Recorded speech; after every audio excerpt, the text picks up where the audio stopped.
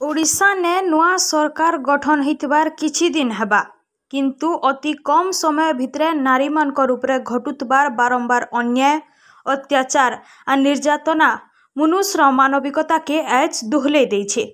Are सेही अन्याय विरुद्ध ने आज पश्चिम ओडिशार बिजु जनता दल आंदोलन के उतरी छे। ई अवसर ने सुंदरगढ़ विधायक जोगेश कुमार सिंह नेतृत्व ने सुंदरगढ़ जिलार सबु ब्लॉक नु बिजु जनता दल रो सह सहकर्मी ई आंदोलन ने सामिल होकर समलपुर आरडीसी ऑफिस घेराव करथिले। आंदोलनकारी कहिछन ई आंदोलन होउछे नारी मानकर सम्मान सुरक्षा आर न्याय लागी।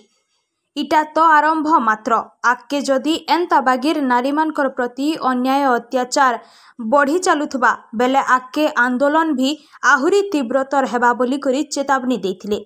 ई घटना खाली राजनैतिक आंदोलन नुहे से इटा होउछे गाँ नु शहर जाक नारी मानकर स्वर। ई दाबी होउछे गरजी उठिथिबार गुटे आशा जेनथिरे अच्छे सुरक्षा आर न्यायर आवश्यकता। ई घेराव देखाला नारी माने यहादे भी चुप नैन, से माने आवाज उठेछन, से माने तृणमूल स्तरनु यहादे भविष्य लेखबार के प्रस्तुत अछन।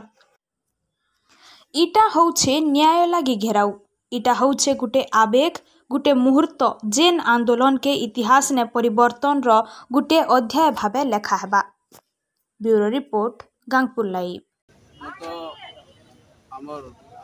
जो एबेकार सरकार मोहन सरकार बीजेपी सरकार को छी छी कहबी कहीं ना से वर्षे 2 मास 3 मास हो गलानी किंतु से जते भी जो जहाँ भी होउछि जोटा कि एफएम कॉलेज रे जो छात्री आत्महत्या कला कि आउ भी पूरी जिले में कले कि जे कौन सी भी जगह रे सरकार किसी कर पारु नाहंती, दुष्कर्म को दंड दे पार ना धरी पार ना सरकार को समस्ते छी छी कले।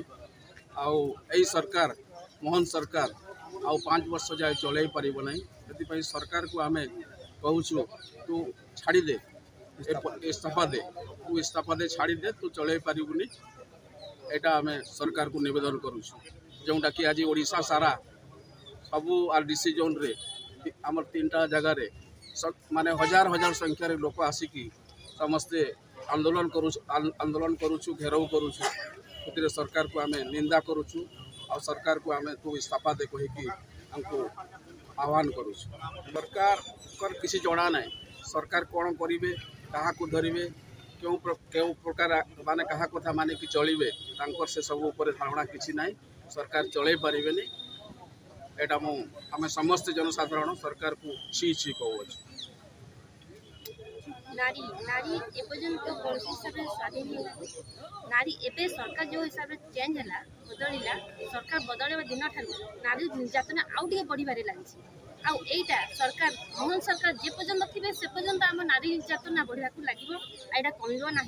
जेबे से बदलिए सीट रू उतरी जी से आम नारी माने सचेतन होकर स्वाधीन पाइपर एवं नारी निर्यातना कम।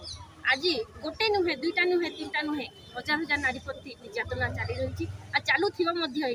आम दाबी अच्छी मोहन सरकार सीटू परंतु तापर जाकि आम नारी निर्यातना कम जोटा अनुभूत हो नारी ओडिशा रे सुरक्षित नहांती, नारी निर्यातित, नारी लुंठित, नारी निष्पेषित खाली सबुआड़े अत्याचार उपर अत्याचार चली। ओडिशा सरकार वर्षे जो पूर्ति से